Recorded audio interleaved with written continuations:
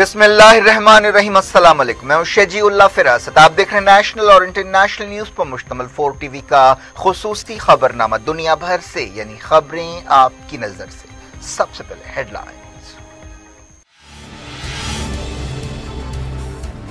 Amnesty international ने India में काम रोक दिया। कहा, इंसानी हुकूक खिलाफ वर्जियों की रिपोर्टिंग पर क्रैकडाउन किया जा रहा है।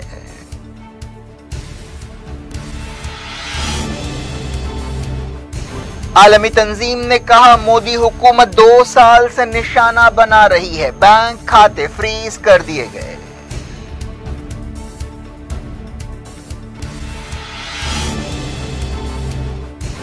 आर्मीनिया अजरबैजान लड़ाई जारी, सैकड़ों हलाक और जख्मी। सिक्योरिटी काउंसिल की हंगामी मीटिंग।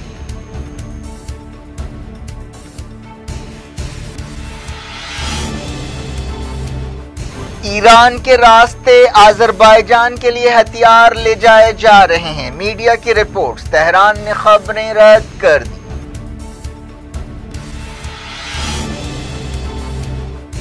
ईरान में ट्रेनिंग हासिल करने वाले दहशतगर्द नेटवर्क को बेनकाब किया गया। सऊदी अरब ने किया दावा, तेहरान ने इल्जाम को मनगढ़ंत करार दिया।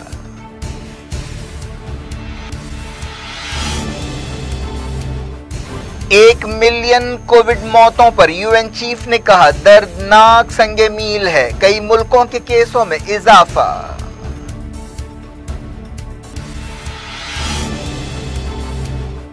WHO ने कहा, कोविड फिगर्स तबाही की असल तस्वीर पेश नहीं करते। इंडिया में 70,000 नए केस।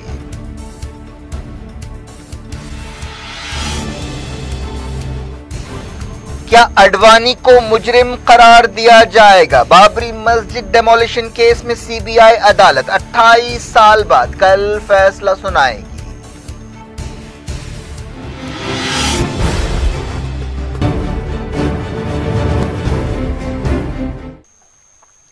हेडलाइंस आपने देखी। खबरों की तफसील की तरफ आपको लिए चलते हैं। एमनेस्टी इंटरनेशनल ने इंडिया में काम रोक दिया और इल्जाम लगाया है कि मोदी हुकूमत इंसानी हुकूक की खिलाफ वर्जियों की रिपोर्टिंग पर तंजीम के खिलाफ क्रैकडाउन कर रही है। बरतानिया से काम करने वाली इंसानी हुकूक की तंजीम ने बताया कि 10 सितंबर को उसके बैंक खाते फ्रीज कर दिए गए और उसे अपने ओहदेदारों को नौकरियों से निकालने के लिए मजबूर किया गया। एमनेस्टी ने कहा कि पिछले 2 साल से इंडिया में उसे क्रैकडाउन का सामना है। ओहदेदार ये बेबुनियाद इल्जाम लगा रहे हैं कि इदारों को चलाने में बेकायदगियां की जा रही है। एमनेस्टी ने एक बयान में कहा कि ये इंडियन गवर्नमेंट की तरफ से क्रैकडाउन की ताज़ा कड़ी है, जिसके लिए बेबुनियाद इल्जामात को बहाना बनाया गया है।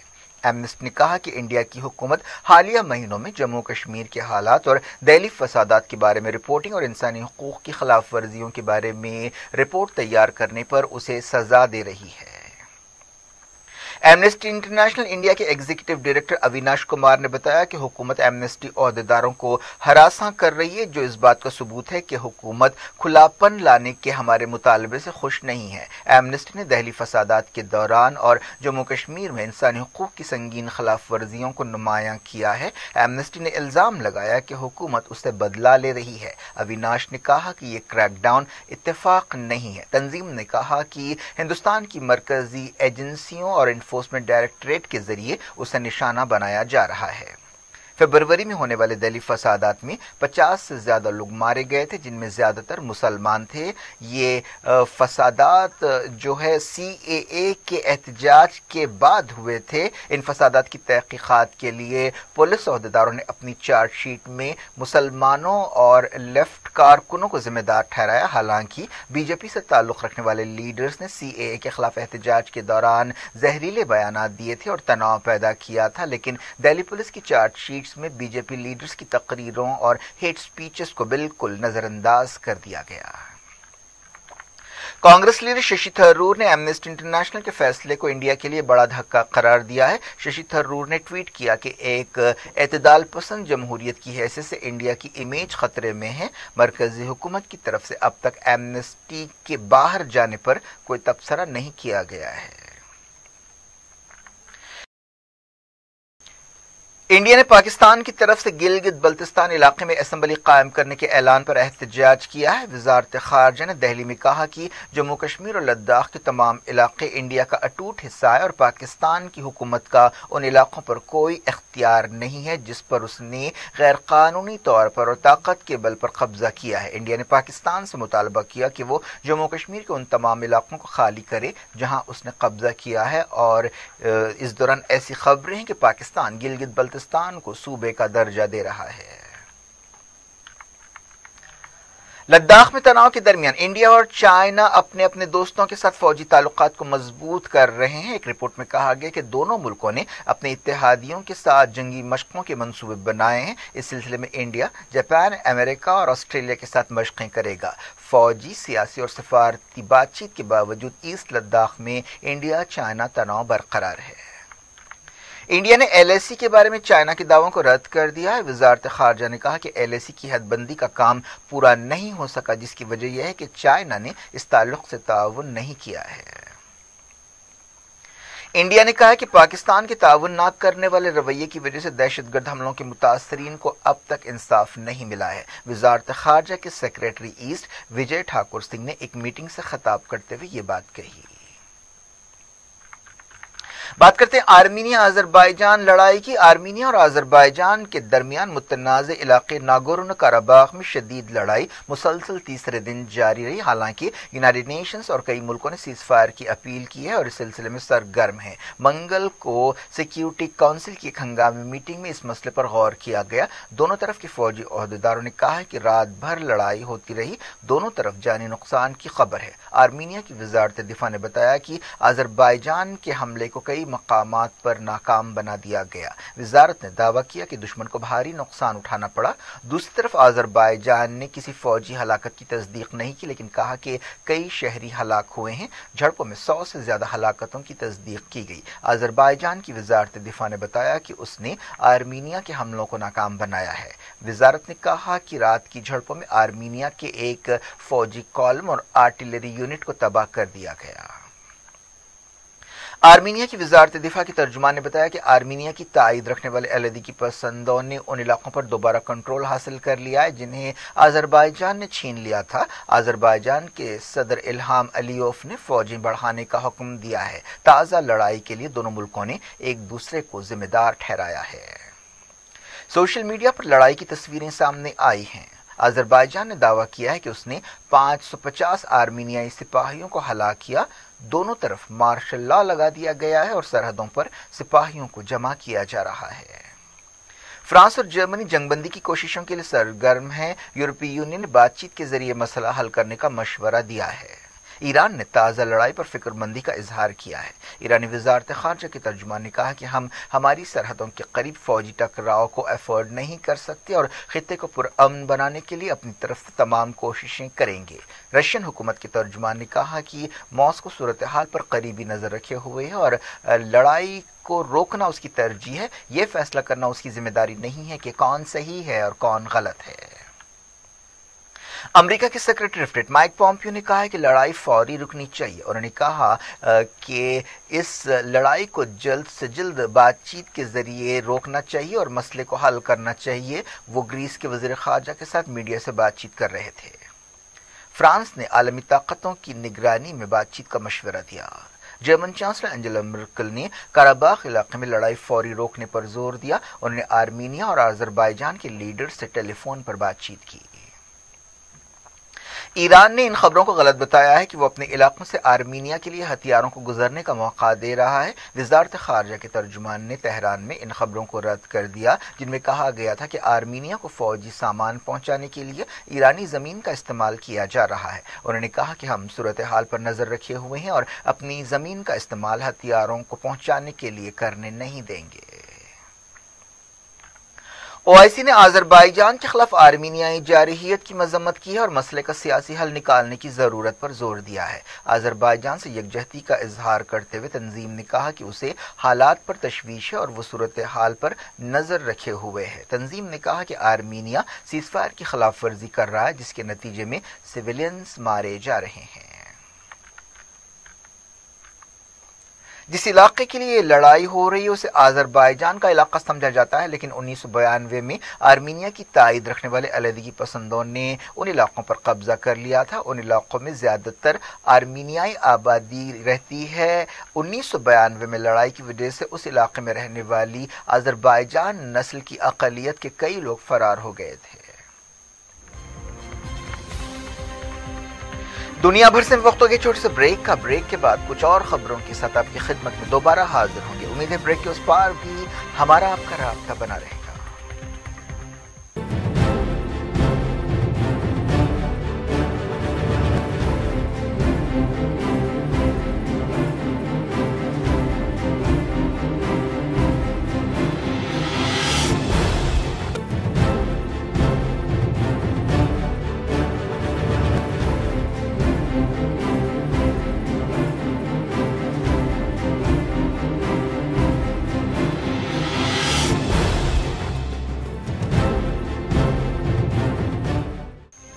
ویلکم بیک، آپ دیکھ رہے ہیں اپنا پسندیدہ خبرنامہ دنیا بھر سے، اور میں ہوں شجی اللہ فراست۔ اس خبرنامے میں ہم آپ کے لاتے ہیں دنیا کی گوشے گوشے سے آپ ہی کی پسند اور دلچسپی کی خبریں۔ آگے بڑھنے سے پہلے ہیڈ لائنز ایک بار پھر۔ ایمنسٹی انٹرنیشنل نے انڈیا میں کام روک دیا، کہا انسانی حقوق خلاف ورزیوں کی رپورٹنگ پر کریک ڈاؤن کیا جا رہا ہے۔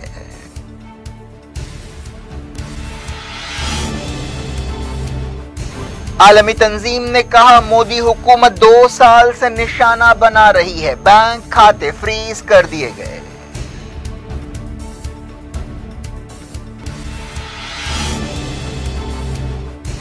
آرمینیا آذربائیجان لڑائی جاری، سینکڑوں ہلاک اور زخمی، سیکیورٹی کونسل کی ہنگامی میٹنگ۔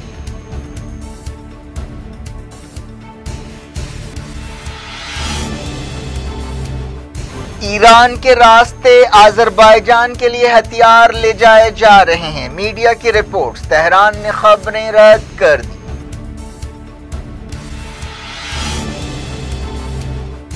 ایران میں ٹریننگ حاصل کرنے والے دہشت گرد نیٹ ورک کو بے نقاب کیا گیا، سعودی عرب نے کیا دعویٰ، تہران نے الزام کو من گھڑت قرار دیا۔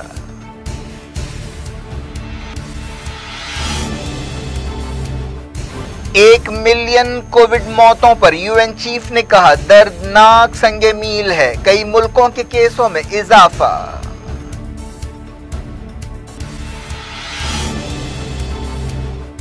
WHO نے کہا کووڈ فیگرز تباہی کی اصل تصویر پیش نہیں کرتے، انڈیا میں 70,000 نئے کیس۔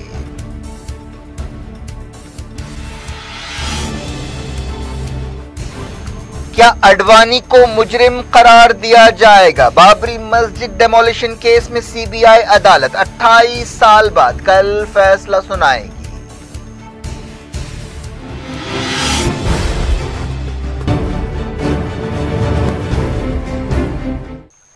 سعودی عرب نے دعویٰ کیا ہے کہ اس نے دہشت گرد نیٹ ورک کو بے نقاب کیا ہے جسے ایران نے ٹریننگ دی تھی۔ سعودی عرب کے عہدیداروں کے حوالے سے کہا گیا کہ 10 لوگوں کو گرفتار کیا گیا اور ان کے پاس ہتھیار اور گولہ بارود بھی تھا۔ ایران نے ان الزامات کو من گھڑت قرار دیتے ہوئے رد کر دیا ہے۔ سعودی عرب کے ایک ترجمان نے SPA نیوز ایجنسی کو بتایا کہ گرفتار کیے گئے لوگوں میں سے 3 کو ایران میں ٹریننگ دی گئی تھی۔ یہ بھی کہا گیا کہ ایران کی ریولیوشنری گارڈز کے اڈوں پر انہیں 2017 میں کئی ہفتوں تک ٹریننگ دی گئی تھی۔ بیان میں کہا گیا کہ 2 مقامات سے ہتھیار اور گولہ بارود ضبط کیے گئے، ان میں ایک گھر اور ایک کھیت ہے۔ وزارت خارجہ کے ترجمان سید خطیب زادہ نے تہران میں میڈیا سے بات چیت کرتے ہوئے سعودی عرب کے دعووں کو من گھڑت قرار دیا اور کہا کہ سعودی عرب نے ایک بار پھر بے بنیاد الزامات کو دہرایا ہے۔ خطیب زادہ نے کہا کہ ایسے طریقوں سے سعودی عرب کا کچھ بھلا نہیں ہوگا۔ انہوں نے خطے میں ایران کی حریف سعودی عرب سے کہا کہ وہ ایمانداری اور سمجھداری کا راستہ اپنائے۔ یہ دعویٰ ایک ایسے وقت کیا گیا جب 1 ہفتہ پہلے ہی سعودی عرب کے شاہ سلمان نے UN جنرل اسمبلی سے اپنے ورچوئل خطاب میں ایران پر غصے کا اظہار کیا تھا اور ایران پر توسیع پسندی کا الزام لگایا تھا۔ شاہ سلمان نے کہا تھا کہ ایران کو خطرناک ہتھیار حاصل کرنے سے روکا جانا چاہیے۔ بحرین نے بھی حال ہی میں کہا تھا کہ اس نے اس سال کے شروع میں ایک دہشت گرد حملے کو ناکام بنایا تھا جس کی منصوبہ بندی ریولیوشنری گارڈز نے کی تھی۔ امریکہ نے ایک بار پھر دھمکی دی ہے کہ وہ بغداد سے اپنے سفارت خانے کو بند کر دے گا۔ حال ہی میں امریکی نشانوں پر ایران کی تائید رکھنے والے ملیٹنٹس کے حملوں کی وجہ سے یہ دھمکی دی گئی۔ امریکی حکومت نے عراق کی حکومت سے مطالبہ کیا ہے کہ وہ اس طرح کے حملوں کو روکے۔ Secretary of state mic Pompeo نے عراقی لیڈر سے کہا کہ اگر عراق امریکی فوج اور سفارت خانوں پر حملوں کو روکنے کے لیے ایک منصوبہ نہیں بناتے ہیں تو سفارت خانہ بند کر دیا جائے گا۔ اسٹیٹ ڈپارٹمنٹ کی ترجمان نے میڈیا سے بات چیت کرتے ہوئے کہا کہ امریکہ باہر کے ملکوں میں کام کرنے والی اپنی عورتوں اور مردوں کو دی جانے والی دھمکیوں کو برداشت نہیں کرے گا۔ ان حملوں کے لیے امریکہ نے ایران کی مدد رکھنے والے ملیٹنٹس کو ذمہ دار ٹھہرایا ہے اور کہا ہے کہ یہ گروپس عراق کے استحکام کے لیے بھی سب سے بڑی رکاوٹ ہیں۔ اسٹیٹ ڈپارٹمنٹ کی ترجمان نے کہا کہ یہ بات ناقابل قبول ہے کہ ایران کی تائید رکھنے والے ملیٹنٹ گروپس ہمارے سفارت خانے پر راکٹ حملے کریں اور ہمارے سفارتکاروں کے لیے خطرہ بنیں اور انہیں دھمکائیں۔ افغانستان کی قومی صلح کونسل کے چیئرمین عبداللہ نے کہا ہے کہ ملک میں امن پاکستان کو بھی استحکام دے گا، لیکن اگر افغانستان میں خون خرابہ کم نہ ہوا تو امن کے عمل کو آگے بڑھانا مشکل ہوگا۔ وہ اسلام آباد میں انسٹیٹیوٹ آف اسٹریٹجک اسٹڈیز میں ایک کانفرنس سے خطاب کر رہے تھے۔ اس موقع پر انہوں نے پاکستان کے وزیر خارجہ شاہ محمود قریشی سے بھی بات چیت کی۔ پاکستان میں اپوزیشن لیڈر شہباز شریف کو 13 اکتوبر تک نیشنل اکاؤنٹیبلٹی بیورو کی حراست میں دے دیا گیا ہے۔ ایک دن پہلے انہیں منی لانڈرنگ کے کیس میں گرفتار کیا گیا تھا۔ اس کے علاوہ سابق صدر آصف علی زرداری اور ان کی بہن فریال تالپور کے خلاف بھی منی لانڈرنگ کیس میں چارج شیٹ داخل کی گئی ہے۔ یہ کارروائیاں ایک ایسے وقت کی گئی ہیں جب تمام اپوزیشن پارٹیوں نے عمران خان حکومت کے خلاف تحریک چلانے کا اعلان کیا ہے۔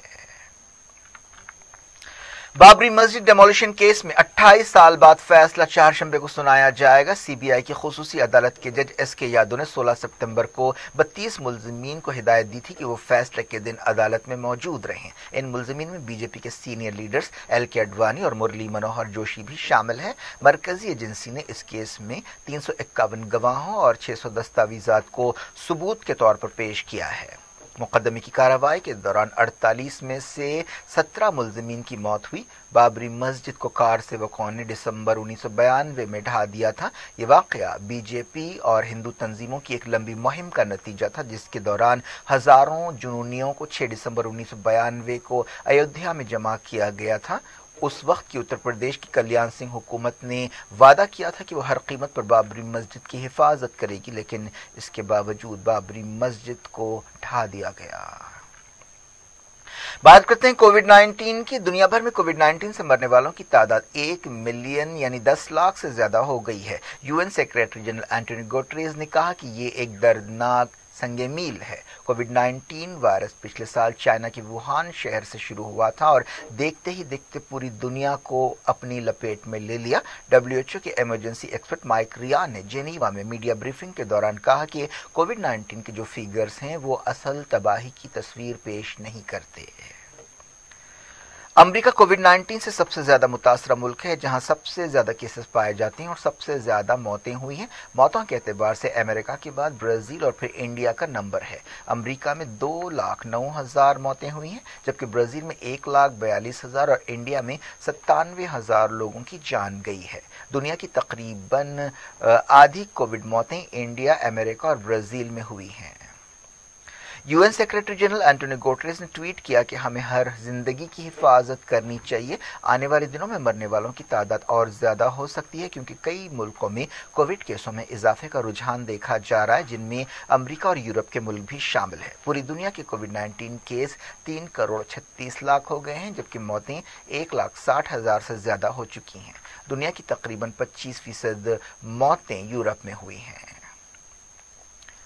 امریکہ کے وبائی بیماریوں کے ایکسپرٹ ڈاکٹر اینتھونی فاسی نے بی بی سی سے بات چیت کرتے ہوئے کہا کہ امریکہ اچھی حالت میں نہیں ہے۔ کئی ایسی ریاستیں ہیں جہاں کیسوں میں اضافہ ہو رہا ہے۔ بعض ریاستوں میں ہاسپٹلز میں شریک ہونے والے مریضوں کی تعداد بھی کافی بڑھ رہی ہے۔ ایکسپرٹس کا کہنا ہے کہ انڈیا بہت جلد کیسوں کے معاملے میں امریکہ کو پیچھے چھوڑ دے گا۔ انڈونیشیا، فلپائن میں بھی کیسز کافی بڑھ رہے ہیں۔ ملیشیا میں پہلے صورتحال قابو میں نظر آ رہی تھی لیکن پھر سے خاص طور پر بورنو ریاست میں کیسوں میں اضافہ دیکھا گیا۔ بعض علاقوں میں 2 ہفتے کا لاک ڈاؤن لگایا گیا ہے۔ میانمار میں عہدیدار کیسوں میں اضافے سے نمٹ رہے ہیں۔ برطانیہ میں 4044 نئے کیس پائے گئے۔ UAE میں 995 نئے کووڈ کیس ریکارڈ کیے گئے اور 3 موتیں ہوئیں۔ نیدرلینڈز میں نئی پابندیاں لگائی گئی ہیں۔ ان پابندیوں کے مطابق لوگوں سے کہا گیا ہے کہ وہ گھروں سے کام کریں۔ اجتماعات میں لوگوں کی تعداد بھی گھٹا دی گئی۔ انڈیا کے کووڈ کیسز 62 لاکھ کے قریب پہنچ گئے ہیں۔ وزارت صحت نے بتایا کہ ملک کا ریکوری ریٹ 83% سے زیادہ ہو گیا ہے۔ پچھلے 24 گھنٹوں میں تقریباً 85,000 لوگوں کو الگ الگ ہاسپٹل سے ڈسچارج کیا گیا۔ 24 گھنٹوں کے دوران 70,600 نئے کیس پائے گئے۔ عہدیداروں نے بتایا کہ پچھلے 24 گھنٹوں میں 776 موتیں بھی ہوئیں۔ فی الحال 9,48,000 ایکٹیو کیسز ہیں۔ ایک سیمپل سروے کے مطابق اگست تک ہر 15 میں سے ایک ہندوستانی کووڈ 19 سے متاثر ہوا تھا۔ ICMR کے اس سروے کے مطابق دیہاتوں کے مقابلے میں شہری علاقوں میں وائرس زیادہ پھیلا ہے۔ تلنگانہ میں 2072 نئے کیس ریکارڈ کیے گئے اور 9 نئی موتیں ہوئیں۔ کیا کچھ ہو رہا ہے آپ کی دنیا میں؟ آخر میں ہیڈ لائنز دنیا بھر سے ایک بار پھر دیکھتے ہیں۔ ایمنسٹی انٹرنیشنل نے انڈیا میں کام روک دیا، کہا انسانی حقوق خلاف ورزیوں کی رپورٹنگ پر کریک ڈاؤن کیا جا رہا ہے۔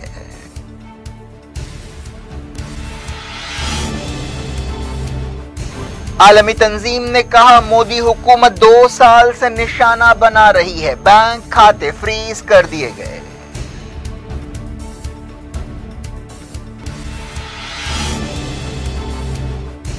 آرمینیا آذربائیجان لڑائی جاری، سینکڑوں ہلاک اور زخمی، سیکیورٹی کونسل کی ہنگامی میٹنگ۔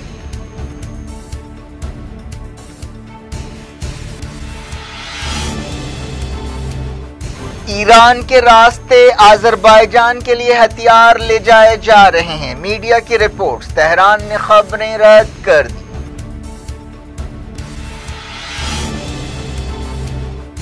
ایران میں ٹریننگ حاصل کرنے والے دہشت گرد نیٹ ورک کو بے نقاب کیا گیا، سعودی عرب نے کیا دعویٰ، تہران نے الزام کو من گھڑت قرار دیا۔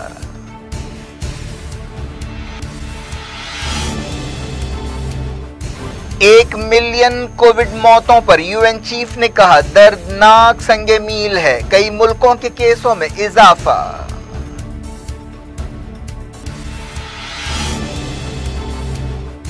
WHO نے کہا کووڈ فیگرز تباہی کی اصل تصویر پیش نہیں کرتے، انڈیا میں 70,000 نئے کیس۔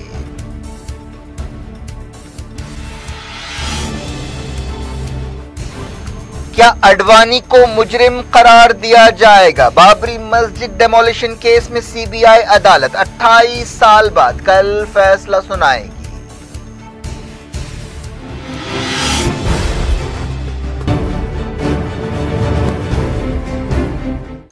یہ تھی آج کی خبریں۔ شجیع اللہ فراست کو دیں اجازت اور اپنا بے حد خیال رکھیں۔ اللہ حافظ۔ سرخیوں کے پیش کردہ ہیں ملیکا فرنیچر کی کوالٹی سروس کے چرچے، ریزنیبل پرائز، کوالٹی سروس اور کمفرٹیبل فرنیچر کے لیے صرف ملیکا فرنیچر، ہوٹل والٹا، مغل پورہ، حیدرآباد۔